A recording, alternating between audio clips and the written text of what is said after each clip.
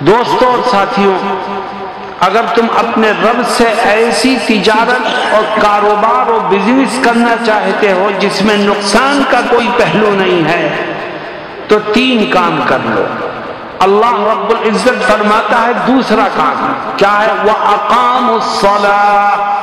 اگر تم اللہ سے ایسا کاروبار کرنا چاہتے ہو جس میں لابھ ہی لابھ ہے تو دوسرا کام یہ کرو کہ یہ طے کر لو کہ جب تک جسم میں جان اور روح رہے گی اس وقت تک روز آنا 5 ٹائم کی نماز پابندی سے پڑھتے رہیں گے۔ جو 5 ٹائم نماز پابندی سے پڑھے گا وہ اپنے رب سے ایسی بزنس کر رہا ہے جس میں نقصان کا کوئی پہلو نہیں ہے۔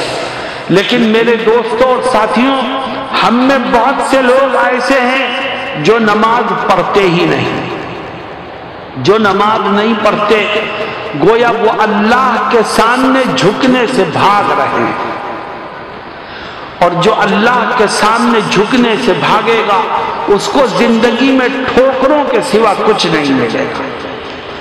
اور کچھ لوگ مسلم سماج میں ایسے ہیں جو نماز پڑھتے ہیں لیکن پابندی سے نہیں پڑھتے۔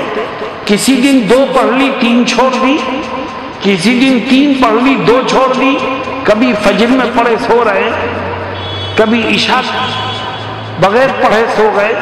یاد رکھو، جس نے 2 پڑھی 3 چھوڑی یا 3 پڑھی 2 چھوڑی تو وہ اپنی من چاہی نماز پڑھتا ہے، خدا کی چاہی نماز نہیں پڑھتا۔ خدا اس کی نماز کو اس کے منہ پر مار دے گا۔ اور اس مجمع میں بہت سے لوگ ایسے ہوں گے جو صرف جمعے کی نماز پڑھتے اور بقیہ ساری نمازیں چھوڑ دیتے۔ یاد رکھو، جس خدا نے جمعے کی نماز فرض کی ہے اسی خدا نے فجر کی نماز بھی فرض کی ہے، عصر بھی فرض کی ہے، مغرب اور عشاء بھی فرض کی ہے۔ اگر ہم نہیں پڑھتے تو اس کا مطلب یہ ہے کہ ہم خدا کے حکم کا پالن نہیں کر رہے ہیں، ہم اپنے دل کی آواز پر اور اپنے دل کی خواہش پر عمل کر رہے ہیں۔ خدا کے ہاں ایسی نمازیں قبولیت کے درجے کو نہیں پہنچیں گی۔ میرے دوستوں اور ساتھیوں، میرا ایک پیغام ہے اور وہ یہ کہ اپنی نمازوں کا بھی بہت خیال رکھو اور اپنے بچوں کی نمازوں کا بھی خیال رکھو، کیونکہ اللہ کے نبی حضرت محمد مصطفیٰ صلی اللہ علیہ وسلم فرماتے ہیں مروہم بالصلاة فی 7 واضربوہم فی 10 او کما قال صلی اللہ علیہ وسلم۔ فرماتے ہیں جب یہ بچے 7 سال کے ہوں تو بچے سے کہا کرو بیٹا نماز پڑھ، حالانکہ نماز ابھی فرض نہیں ہوئی، لیکن 7 سال کا ہونے پر اس سے کہو نماز پڑھ نماز پڑھ نماز پڑھ، تاکہ اس کے ذہن و دماغ میں بیٹھے کہ نماز پڑھنا بھی کوئی اہم چیز ہے۔ اور پھر جب یہ بچہ 10 سال کا ہو اور نماز نہ پڑھے تو نماز چھوڑنے پر اس کی پٹائی کرو۔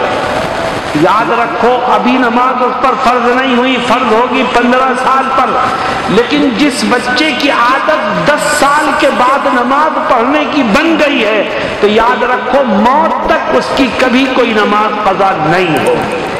اور اگر ماں باپ نے بچوں کو نمازی نہیں بنایا تو ہوگا کیا؟ اللہ رب العزت فرماتا ہے قرآن کریم میں کہ اے لوگوں، تم خود بھی ہلاکت سے بچو، جہنم کی آگ سے بچو، اور اپنی اولاد کو بھی جہنم کی آگ سے بچاؤ۔ اگر تم نے اپنی اولاد کو جہنم کی آگ سے نہیں بچایا، انہیں نمازی نہیں بنایا تو خدا کے ہاں تمہاری پکڑ ہوگی اور تم خدا کے غضب سے، اس کے عذاب سے محفوظ نہیں رہ سکتے۔ آؤ ہم طے کریں کہ ہم خود بھی نماز پڑھیں گے، پابندی سے پڑھیں گے انشاءاللہ، اور اپنی اولاد کو بھی نماز کا عادی بنائیں گے، مسجدوں میں ان کو بھی ساتھ لے کر کے آئیں گے۔ جو اس پر عمل کرے گا وہ اپنے رب سے ایسی تجارت کرنے والا بنے گا جس میں لابھ ہی لابھ ہے، جس میں نقصان کا کوئی پہلو نہیں۔ وَأَنفَقُوا مِمَّا رَزَقْنَاهُمْ سِرًّا وَعَلَانِيَةً يَرْجُونَ تِجَارَةً لَّن تَبُورَ۔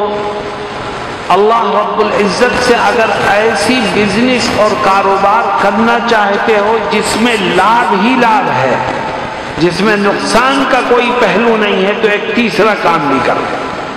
اے اللہ، وہ تیسرا کام کیا ہے؟ اللہ کہتا ہے وَأَنفَقُوا مِمَّا رَزَقْنَاهُمْ سِرًّا وَعَلَانِيَةً، کہ تمہارے پاس جو روپیہ پیسہ ٹکا ہے وہ تم اپنی ماں کے پیٹ سے نہیں لے کے آئے تھے، میں نے تم کو دیا ہے۔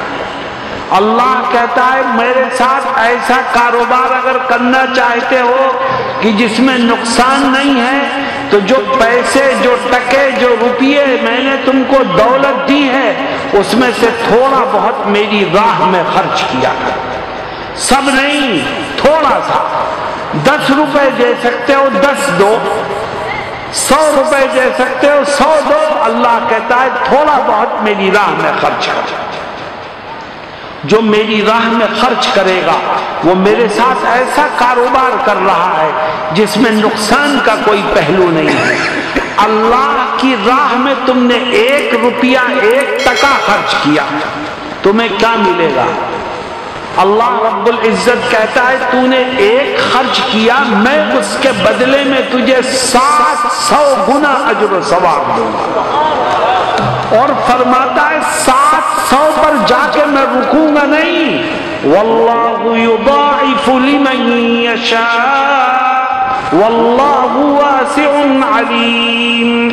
700 گنا تو ضرور دوں گا، اور اس کے علاوہ میں جتنا چاہوں گا تیرے اجر و ثواب میں اضافہ کرتا چلا جاؤں گا۔ میرے دوستوں اور ساتھیوں، اللہ کی راہ میں خرچ کرنے والے بنو۔ تمہارے پاس زیادہ ہو زیادہ دو، تمہارے پاس تھوڑا ہو تھوڑا دو، مگر خدا کی راہ میں دو۔ دینے کا ایک عظیم فائدہ تمہیں دنیا ہی میں ملے گا، اجر و ثواب تو آخرت میں ملے گا، دنیا میں کیا فائدہ ہے؟ حضرت محمد مصطفیٰ صلی اللہ علیہ وسلم ایک حدیث شریف میں فرماتے ہیں الصدقۃ تطفئ غضب الرب، کہ ہر انسان سے کوئی نہ کوئی گناہ ہوتا ہے، کوئی دودھ کا دھلا نہیں ہے، اور جب گناہ ہوتا ہے تو خدا کا غصہ بھڑکتا ہے، اور جب خدا کا غصہ بھڑکتا ہے تو اللہ کی طرف سے عذاب چلتا ہے انسان کو ہلاک کرنے کے لیے۔ نبی کریم صلی اللہ علیہ وسلم فرماتے ہیں جب کوئی انسان صدقے کے نام پر، صدقے کی نیت سے اپنی جیب سے کوئی ٹکا نکال کر کسی غریب کے ہاتھ پر رکھتا ہے تو صدقے کی برکت سے اللہ کا غصہ ٹھنڈا ہو جاتا ہے اور انسان خدا کے عذاب سے محفوظ ہو جاتا ہے۔ اس لیے صدقہ خیرات کرو، خدا کی راہ میں دو، تاکہ دنیا میں بھی اس کا فائدہ ملے اور آخرت میں بھی ملے۔ ایک بات اور کہہ کے اپنی بات کو ختم کرتا ہوں۔ آج کل جن کے پاس پیسہ ہے وہ دوسروں کو دینے کو تیار رہتے ہیں، لیکن اپنے غریب رشتہ داروں کو دینے کا تصور انسان کے ذہنوں سے نکل گیا۔